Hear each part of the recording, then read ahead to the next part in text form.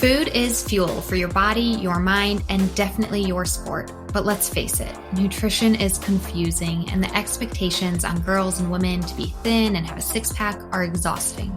If you've ever been frustrated with your body, confused about nutrition, obsessed with eating healthy, or guilty when you don't, underate, overate, or overtrained, and overwhelmed with all the pressure, then this podcast is for you. Nutrition can be easy, you can take control of it, but it might start with letting go of control by asking for help and making a change.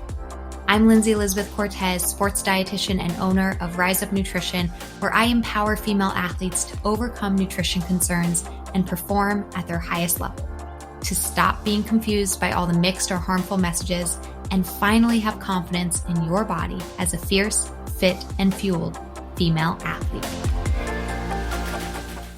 Hi, everybody. Welcome back to another episode of Female Athlete Nutrition. Today, I have a really special guest. She is Terin Humphrey. If you don't know her, she's a world champion. She's a two-time Olympic Silver Medalist in the 2004 Olympics in Athens, Greece. She won silver as a team and as well as an individual medal on the uneven bars. She has this really cool skill on the balance beam that is named after her. It's called the Humphrey. It's incredibly impressive if you just want to YouTube the Humphrey or Terin Humphrey on the balance beam. It is her mount. It is a triple turn. We'll talk about that soon. After the Olympics, she had a full scholarship to the University of Alabama, where she was, of course, on the gymnastics team. She's an 11-time All-American, two-time NCAA Individual bar champion, two-time Hall of Fame inductee. She's Missouri's first Hall of Fame gymnast inductee. She participated in American Ninja Warrior, as well as being a police officer after her gymnastics career. She stayed in the gymnastics field for a while as a coach. She coached full-time for 5 years and helped pick the gymnasts who brought gold medal to the USA in the 2012 and 2016 Olympics. Now Terin is married and she has a daughter who is just 1 year old, and she's going to school to study law. So Terin, what an impressive resume, and thank you for coming on this podcast. Thank you. And thank you for having me. Yeah. So I've already shared with Terin when we chatted on the phone the other day that when you were in the Olympics, I was the fangirl. I was definitely 2004. Oh, I didn't even share this with you, Terin, because it's kind of embarrassing, but I was really into the Olympics in 2004. And I made like a little scrapbook of all the athletes I was following. And every morning when the newspaper would come out, this was like still before the day of like social media, and where like I didn't have a smartphone to look up things on the internet. So I would, watch whatever events I could. And then the next morning I would go into the local newspaper and like cut out all these articles of all sports, gymnastics, track, wrestling. And I still have the scrapbook of the 2004 Olympics in my childhood. That's so awesome. The things you do before social media, you have to be creative. Yes, I was so creative. I really followed it. So this was a time in my life, I don't know, I must have been 14 or something like that. So it was like, I was so into it. So Terin, we have a lot to talk about. And I thought we could just start with, sharing a bit about your gymnastics journey. And, most gymnasts start at an incredibly young age. So I'm wondering, when did you start gymnastics? Yeah. So I started at age 2 with the mom and me classes. I didn't get real serious with gymnastics until I was 9 years old. And I moved to the Kansas City area to train with the well-known Al Hong at Gage Gymnastics. And then when I became 12 years old, that's when I became an elite gymnast. Around the age 15 was when I knew I had a chance to make the Olympic team. So my mom and I actually moved away from my dad and my brother so I could train with these coaches in Blue Springs, Missouri. So it was a bit of a journey, but I'm happy I did it, and I'm happy with the experiences and all that good stuff. So yeah, I mean, it's so young. 2 is incredibly young. I mean, I understand some mommy and me classes, but even by 9 years old, you were like, okay, that I'm good at this. Now this is something that I need to take to the next level. Right? Yeah. So, when you join a club, we trained in St. Joe, Missouri, And we would go to state, and the kids from Blue Springs would just beat everybody in the state. And we were like, well, why is this club so good? Maybe we should try it. So originally, I was doing private lessons. My parents were driving 2 hours to do a private lesson one time a week. And finally, the coaches was like, if you really want to be good, you're going to have to move down here and train with us every day. So that's when we were kind of like, well, we really just want a college scholarship. And my coach was like, no, no, no, we're going to go to the Olympics. And I feel like my parents are very realistic people. And they were like, okay, yeah, everybody wants to go to the Olympics, but we just want a college scholarship. So he's like, well, okay, you guys move down here. So we ended up moving down here. My mom and I lived here for a year. And then a year later, my dad and my brother moved down. Wow. Yeah. It's such big decisions that need to be made at such a young age in the sport of gymnastics, because it's a family affair, picking up your life and moving, and at a young enough age to even make a decision that something, could be that competitive. Cause I'm sure gymnastics just started out as being fun, right? So when was that switch for you and hopefully it was fun the whole time, but when was the switch for you where it switched from, this isn't just fun, but it is like, I'm serious about it when you moved? Yeah, I would say for me, it really didn't hit me until my whole family was down here for me, for gymnastics. And I didn't feel guilty, but I was like, oh my gosh, like my family made this sacrifice for me. Now I need to make the sacrifice of working hard and pursuing, not only my dream, my family's dream, and, just so all the sacrifices were worth it. And that's kind of when I was like, okay, this is more serious and I need to work hard every day and, pursue that college scholarship. Yeah. So college scholarship was a goal of yours. Was Olympics like a goal of yours or more of a goal of your coaches? I would say yes and no. When you're young, everybody wants to go to the Olympics. It doesn't, you don't know what it takes. So yeah, I would always say I want to go to the Olympics, but I just didn't know it was possible until I was older. And then when I got to age 15, I was like, no, I'm going to the Olympics. I've worked this hard. I'm, in the top 6. I can actually make the Olympic team. And then of course my coaches were saying it the whole time, but we were trying to be realistic. Nowadays 1 or 5 girls every 4 years make the team. So it's a very impossible goal. It really is. It actually breaks my heart. So back in 2004, when you made the Olympic team, were there 6 of you or 7? Yeah, 6 were on the team, and then we had 3 alternates. And 3 alternate. Yeah. So 9 total get that opportunity. And obviously, if we go back to the 90s, they picked, around 7 plus alternates. Yeah, the magnificent 7. Yeah. So it's like throughout the past 20 years, it just gets harder and harder because now, is it 5? Now it's 5. Now it's 5 and then 2 specialists. So yes, it's getting harder and harder. I think they're supposed to be heading in the right direction, going back up, but you just never know. Yeah, especially because, one, it's just, there are so many amazing gymnasts out there. And it's like, just having a few opportunities, even if it is as an alternate, because also you never know. You go to the Olympics and then somebody gets hurt during warm-ups. Like there's so many good gymnasts who need to have that opportunity. But regardless, you had that opportunity. I love how you said too, like being realistic, because it's everybody's dream to be in the Olympics. I was saying that when I was 12, I want to be in the Olympics, and it wasn't, that wasn't realistic. So it really wasn't until age 15. And actually, how old were you when you did compete in the Olympics? I actually turned 18 the day before I competed. Wow. Yeah. Well, happy birthday. You won.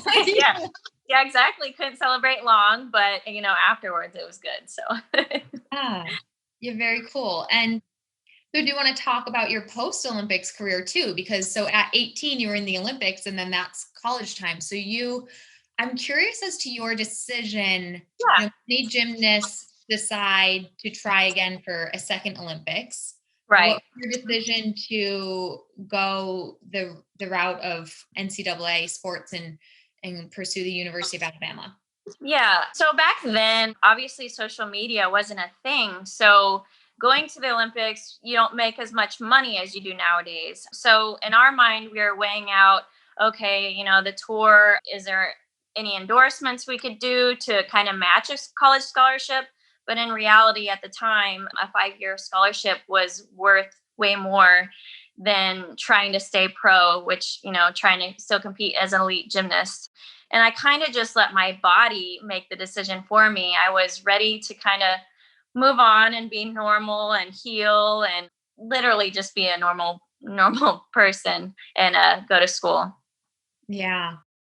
Yeah. No, yeah, because I think everybody who's reaching a high level in their sports at a young age can resonate with this, but I do think there's a little something more extreme about gymnastics where like you probably didn't go to high school. I don't know, did you? So, yeah, I was homeschooled 7th and 8th grade because my school just at the time wouldn't work with me, to get out early to train because I trained 6 to 7 hours a day. After my 8th year, I begged and I begged and I begged my parents to put me back in school. And my coach actually had to go to the school and kind of say, hey, like, this is a real thing. Like, she's close to being in the Olympics. Do you guys want to support her? And I went to Odessa High School and they were so great. They were able to let me go to school half time and take a couple on my own just to be able to do it. And I was so very thankful to be in school and be around other people that didn't care about gymnastics and maybe go to a football game every Friday. So just having another outlet to me was just amazing difference.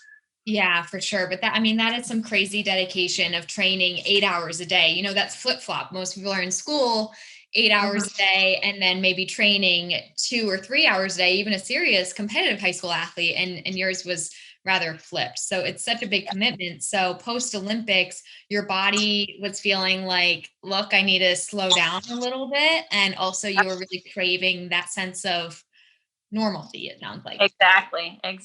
Yep. So just curious, was Alabama a sense of normalcy? Because that's really a huge stage. It was difficult. I didn't make the decision to go to college until a week prior to leaving. And then when I made that 13-hour drive, I got to Alabama. I will never forget this. I was stuck at a stoplight and I look up and there's a billboard and my face is on it. And I was like, oh my gosh, like they're expecting me to come in here and do really good. And I was like, really? I just want to go to school and be normal. I don't want all this pressure on me. So it was a little difficult at that time. And there were some days I went home crying, like, do I really want to do gymnastics still? Yeah. And obviously you did for throughout your college career, and you won lots of titles and really helped support that team. But it sounds like throughout the years your body was saying, Exactly. Yeah. I ended up having 5 elbow surgeries. I ended up ultimately, my back was hurting really bad and we just couldn't figure out what was going on. And it was ultimately why I retired.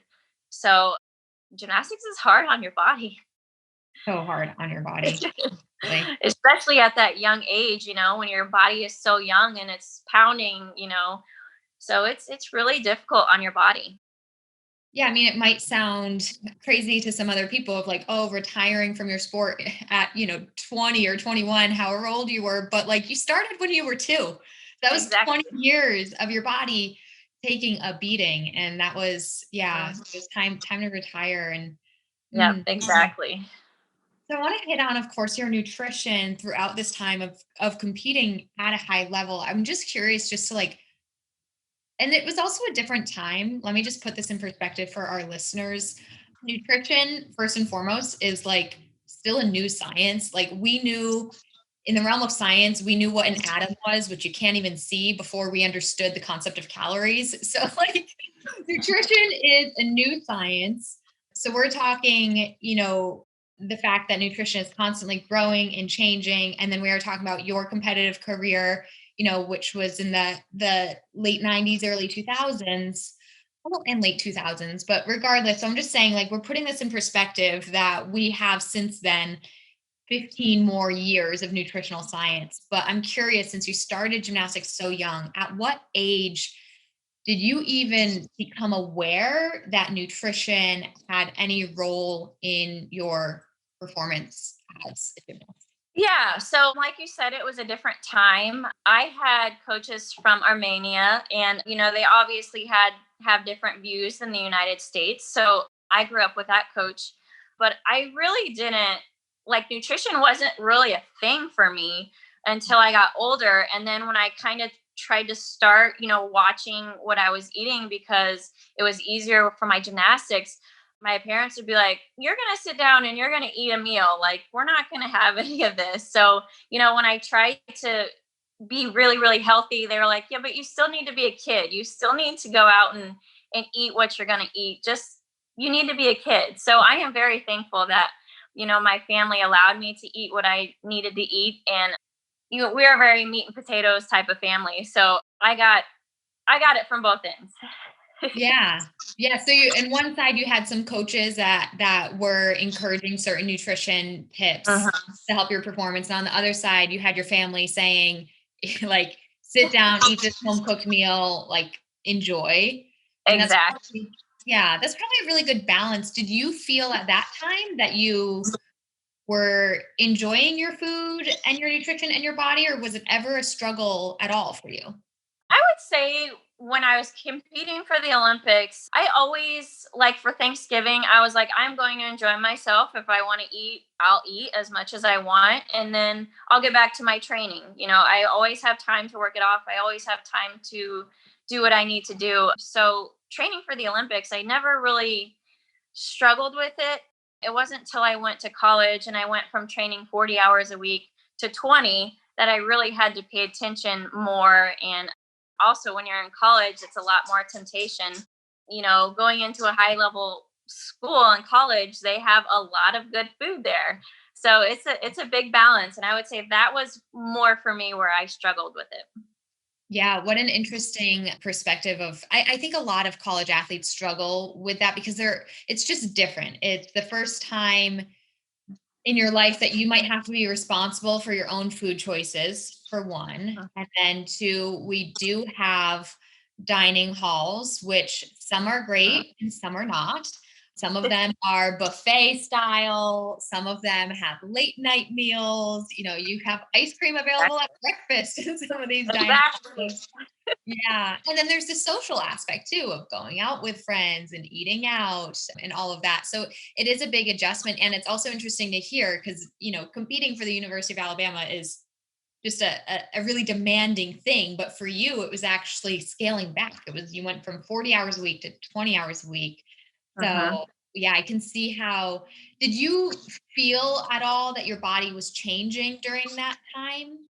Absolutely. When you train for 40 hours a week, like you literally have no body fat. Mhm. So when you go to school and you have your coaches look, like you're a woman now, like you have to be healthy and you have to, live your life. It's like, wait a minute, but I'm comfortable at this weight doing gymnastics and you want me to perform well, so let me do what I'm supposed to do. But in reality, training an elite level your whole life is not healthy. You need to have those ups and downs, and you need to have the inflations, and that's how your body becomes normal. Well, that's really great to hear you say that too, because also, again, especially in the sport of gymnastics, when you achieve that elite level, you're training so hard and you're also younger though, like Mhm. your body is different as a 14-year-old than it should be when you're 20. And so, going into college, kind of like you're saying, your coaches are like, well, you have a quote unquote woman's body now, which some Right. teams are uncomfortable talking about, but it's like, yeah, things are different, and what is considered healthy should change as your training, your goals, your age, your life changes too. Exactly. And gymnastics has evolved so much. Like you need to be healthy to do the higher level of skills, and then when you college, you can tone it down just a little bit. But just the evolving of the sport has changed tremendously too. Yeah. Yeah, for sure. So I also want to highlight the fact though that even though you're saying you wanted, your body needed a physical break and you had 5 surgeries during college, but then you went on to the police academy, right? Did yes. Sounds I know, so crazy. physically demanding. For me, I was kind of after gymnastics, this is crazy. I read some article that said like 80% of Olympians go into depression after the Olympics because their whole life they train for something, they do it, and then it's like, what now? After college, I kind of felt like that, and I didn't know what exactly I wanted to do. And my brother at the time was a police officer, and he's like, why don't you be a police officer? And I kind of laughed at him. I'm like, well, first of all, I'm 100 pounds, 5 foot tall. Like, what good could I do? And he's like, actually, like, it's really, really good. So I was like, well, why not? Like, and for me, it was really good because I could train for something again. And I felt like I was needed. And I really, really enjoyed being a police officer. Yeah, I'm so glad you brought up that depression statistic. I'm not sure exactly what the statistic is, but I've heard many, many Olympians express this. You trained your whole life. It was everything you knew from age 2 to your early 20s. Like, and so just allowing yourself to set some goals to pursue something different. And I think that's something we all have to face as athletes too. It's like, what are the things that keep us moving forward that we enjoy? And being challenged is something that I think a lot of athletes resonate with. So even if it has nothing to do with physically being challenged, just making sure that you have some sort of focus and something to challenge yourself in a goal that you're working towards. Yeah, exactly. Yeah. Exactly. And you did that too. I think you said American Ninja Warrior. You did that I too. did. Yeah. So at the time, it wasn't as big as it is today. So I had my friend approached me and was like, I actually sent the producers your name because you'd be really good at it. And I was like, I don't even know what that is. So I kind of Googled it and I was like, oh, wow, this is cool. I mean, it's worth a shot. I didn't know how to train for it. So I just kind of tried to get back in shape. And then when you go, you just go and you compete and you don't even know what you're doing. So the first year I did really well. The second year I didn't do good at all, but it was kind of fun. It was a different experience, but yeah. Yeah. Do any of these challenges, like being a police officer, doing American Ninja Warrior, do any of them compare to the thrill that you had as a gymnast? No, just because I guess I trained longer and I don't know, it was just more my goal to be in the Olympics. So I would say the Olympics would probably trump them all. Yeah. Yeah. And you stayed active with gymnastics. You became a coach. And like we mentioned, you were part of selecting the gymnasts for the 2012, 2016 Olympics. How about now? You just had a baby, right? I did. Yeah. So I've taken the last year off to be with my baby, and it's been the greatest blessing I could ask for, to be honest. Just got me away from everything and just what's important in life and just being with my family. It's been a good change for me.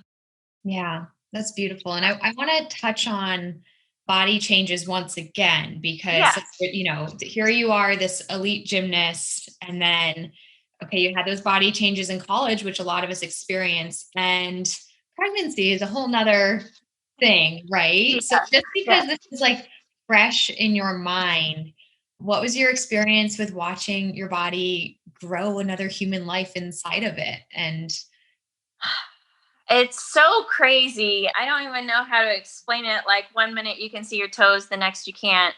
And it's like nothing you're doing different. You're not eating different. It it's just a whole different experience. yeah, yeah. Yeah. And she's around a year old now. I know she's crazy. She's crazy. She runs all over the place. She's so smart, and I know she wants to do gymnastics too. I took her to the gym the other day, and she's just super strong. I'm like, oh my gosh, no. That's exactly what I was going to ask. Are you going to bring her to mommy and me gymnastics classes? I'm sure I will, but I might push swimming a little bit more than gymnastics. Yeah, you like swimming as well? I think so. I hope that's a little bit better on your body. Yeah, yeah. They have a lot of shoulder injuries, though, I think. But True, yeah, true, true. yeah, I think any sport is going to be something. So, for sure. And actually, when we were chatting the other day, you did mention kind of, okay, so you did continue pushing yourself, police academy, but like you're not really working out right now. And you also mentioned, body yeah. changes, that when you actually stopped training gymnastics, you lost weight. Is that Yeah. right? Yeah. So I don't know, like one day I just decided that it's not worth it just to stress and obsess over what I'm eating all the time and how I look. So one day I was just like, if I feel like going to work out today, I'm going to do it, but I'm not going to be hard on myself anymore. And I'm not going to be upset if I miss a day at the gym. And that's kind of when my body started becoming normal, I guess. I actually weigh less now than I did when I trained because I lost all of my muscle, and I'm okay with that. I'm okay being the weight that I am right now. Hmm. Yeah, and I wanted to highlight that just because we can never, everybody's body is going to experience something different. So we can never say that, oh, when you stop training, you'll gain weight, oh, you'll lose weight. Some of us might say exactly the same.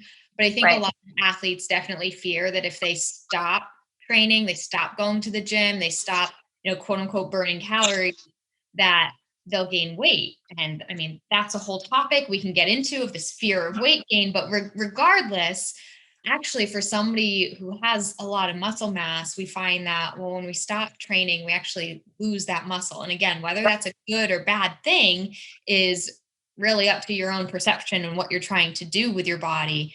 But so many people freak out about that number on the scale. And it's like, well, Yeah. actually, we lost muscle as we relaxed. And it sounds like really are in tune with your body. Exactly. I think it's important that people need to learn, like, and I had to learn myself, is like if you obsess about it and it just consumes you, and then it actually will do the opposite of what you're trying to do because you're stressing about it. And I think that's where I learned, where why am I putting so much of my life into what I look like right now, when my body will actually become normal when I just live my life. I don't know if that makes sense, but that's just how I viewed it, and how I feel now is I feel great about myself. I don't go to the gym every day like I used to. I'm not as, I don't have as much muscle as I had anymore. I'm normal and I enjoy it. Yeah. Well, and I think this is so key is that you enjoy it because you're living the life that you want to right now, and forcing yourself to go in the gym, putting your body through pain, or obsessing about nutrition or your workouts isn't what you want to be doing with your life right now. Hmm. And at a time when you were training at a high level, hopefully it wasn't obsessive per se, it was what you wanted to do. Right. So kind of letting, I feel like this is so key. We get so screwed up with it so much, but it's like, what do you want to do? Like tap into your heart. What is Exactly. fun for you? When gymnastics is fun, then it's fun to train 40 hours a week. When your body's hurting, it is not fun. We got to scale it back. Maybe go to the gym every other day. Maybe not go to the gym at all. Like we really have Exactly. to like just tap into our heart and what our body and soul is telling us. Yeah. When I was training for the Olympics, my coach would say, this is only a short amount of time. If you could be healthy and you can train hard every day for this long, you have the rest of your life to eat what you want to eat, to work out as much as you want. And I really took that to heart because I'm like, I can go, another month without pizza every day or ice cream every day. I can do it because this is my goal. I'm going to do whatever I can to reach my goal. And then when I came back from the Olympics, I ate like Taco Bell, Einstein Brothers, and one other thing in one sitting. Like I ate as much as I could, as much as I could get in my body at the time. So Yeah. it's very true. You know how you want to train and what your goal is how you should go about that. Absolutely. And so important, right? So as athletes, we're like, well, don't I have to like sacrifice? Saying no to pizza is some sort of sacrifice I have to make to reach my goals. And it's just, it definitely might be. And I'm somebody that's like, no, eat the pizza, right?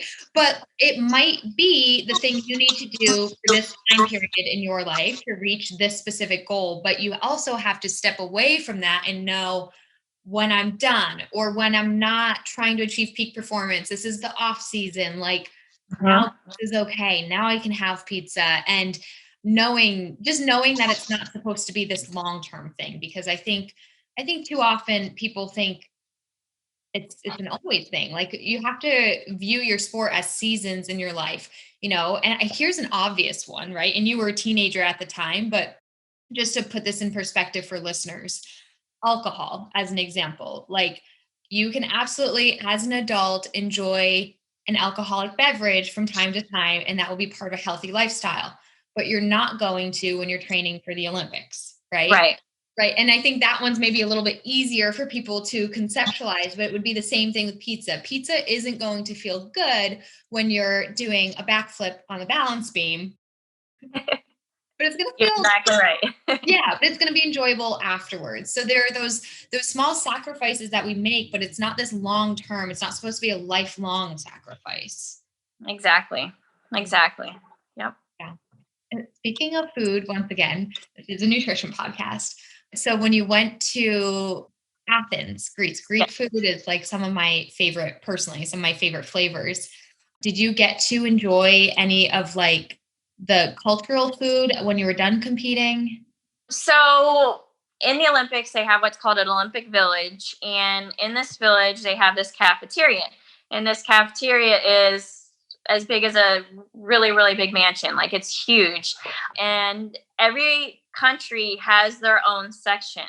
So if you felt like going and eating something different, you could. However, the USA group always stayed with USA food until we were done competing. That way our stomachs weren't you know.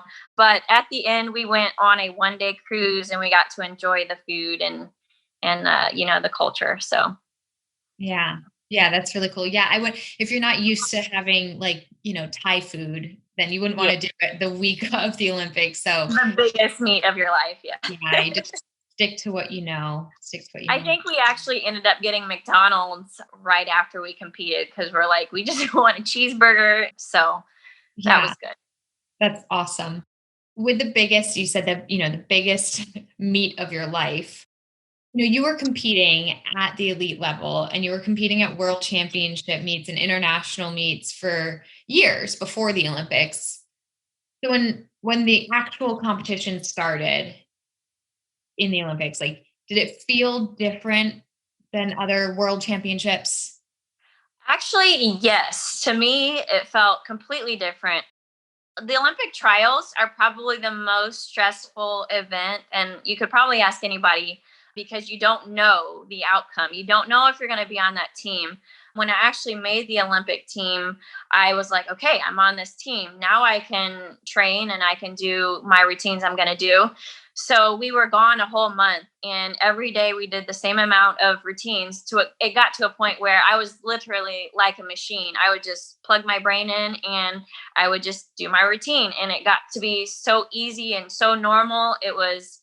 I was definitely not as nervous at the Olympics. I know it's crazy, but I was just ready and I was prepared. It was really enjoyable. Yeah. So as a big gymnastics fan myself, when I watch gymnastics on TV, I freak out. My heart rate increases. Like I start sweating, and I did Yeah. gymnastics as a kid at a much lower level, but like I feel like I know how difficult those skills are that you're doing. So like Yeah. I get freaked out and I have to remind myself, like, they're not even nervous. They're like Yeah. they've got this Yeah. under control. Completely normal. However, I will tell you, I did not know how to compete until I was about 15, where I realized, okay, my nerves are never going to go away. Now I got to figure out how to compete with these nerves and still be normal. So you just literally train your body, train your mind that I'm always going to be nervous. So how do I control these nerves? Yeah. Do you have Yeah. any tips as to how you did that? How you controlled those? It's different for everybody. Some people, it's like a superstition, like I got to eat the same thing before I compete every time. For me, it was I went in the gym and I would just put myself in a meet situation every single day and every single turn. And then I would think of somebody who would make me nervous, and I'd be like, okay, this person's watching me. Usually it Mhm. was Marta Caroli because she was the national team coordinator at the time. But to me, I just try to put myself in those nerve wracking situations so it would be normal.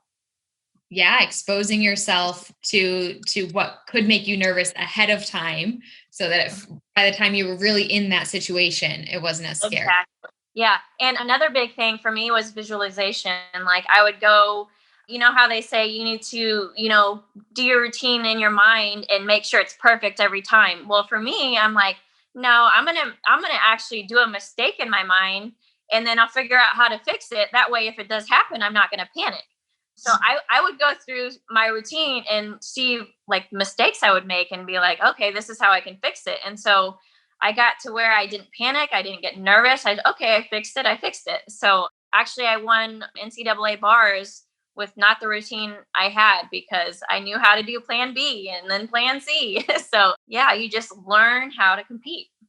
Yeah, that's amazing. I love that tip. And yeah, your coaches must have been watching you on the bars suddenly like, oh my God, she missed that move. Wait, she's doing something different now. They're freaking out and you're just going with it. You're like, I'm going to do this move now. Exactly. My college coach would come up to me and go, "Oh, right. Which routine are we going to do today so I can prepare?" I'm like, I don't know. Yeah, it's so interesting. Yeah, and you said too, like routines and stuff. When I was in high school and I competed gymnastics, I ate the same thing before every meet. It was a Subway tuna fish sandwich with pickles on the kitty roll because I liked that bun more than like 6-inch. It was very specific. That's hilarious. Yeah, I don't know that I've had that since then because it was, Well, I definitely could not eat chicken for like 2 years after I competed because we ate chicken every day. Yeah. And then you get sick of it. So there's definitely a lot of mindset training and routine visualizations to help you prepare for, the biggest stage of your life, really. And exactly.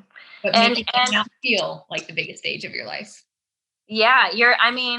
People don't understand how powerful your brain is, and being gone from home that long, it's emotional and it's hard unless you prepare and, you have the support, you're going to have some problems. Yeah, for sure. Yeah. Well, Terin, this has been a great conversation, and it's been so fun getting to know you and hear about your experiences, both as a young gymnast, Olympic gymnast, and then also just in life and where you're at right now. And I'd like to finish with some fun rapid fire questions, if that's okay. God. Okay. Oh, they're fun. They're fun. All right. So if you could eat one food every day for the rest of your life and like never get sick of it, what would it be? My husband's going to laugh, but I could eat Taco Bell every single day. I think he actually just brought me Taco Bell when he walked through the door. That's great. Taco Bell for the win. Obviously, we've talked a lot of gymnastics, but I'm just wondering if that is still your favorite sport when you think about your favorite sport to participate in. Is that gymnastics? Yeah, well, gymnastics is definitely up there. However, I got to go with my Chiefs too. They're doing really good the past couple years. So Chiefs and football. Awesome. Yeah. And if there's a female athlete out there from past, present, that you really admire and want to give a shout out to, who would that be? And definitely Courtney Kupets. I love her. She's an amazing person, very sweet person. When I trained beside her, she was a little bit intimidating, but she's actually the one that got my butt in gear. I would watch her in workouts and she would just be like a machine. And I was like, I want to be like that. I want to get up and hit a routine like it's nothing. So to this day, she is one of my favorite gymnasts and will always be. Yeah, Courtney Kupets, she was definitely one of my favorite gymnasts to watch too. And I love how you said too, she's somebody that, maybe intimidated you, maybe even was a little bit of competition in a sense. And that's what motivated you to be better yourself. So that's a perfect example of how you can use like comparison and competition to be better and still admire somebody at the same time. Exactly. Yeah, it's beautiful, Terin. Well, thank you so much for sharing a bit about your story and sharing some of this great advice with our listeners. Of course. Thanks for having me. It's fun. I really hope you enjoyed that episode, and thanks for listening. But before I let you go, I have free resources that you can have access to right away, right now, so that you can start fueling your body as a fierce, fit, and fueled female athlete. First, I have your Red S recovery race. If you've ever wondered if you might be struggling with Red S, curious to learn more, or know you have Red S and are looking to recover fast, then you can head to www.riseupnutritionrun.com/RedS and download the Red S Recovery Race. See how you place and figure out the next steps to recovery. Plus, while there, I have a few other great resources for you, including 3 nutrition secrets that every elite athlete swears by, and access to our private Facebook community, Female Athlete Nutrition. So again, to gain access to all of this, head to riseupnutritionrun.com/RedS. That's /REDS. And you can gain access and get the help you need fast. Too many girls and women and female athletes struggle with nutrition, but you don't have to any longer. Become fierce, fit, and fueled. Links in the show notes, and I'll see you next time.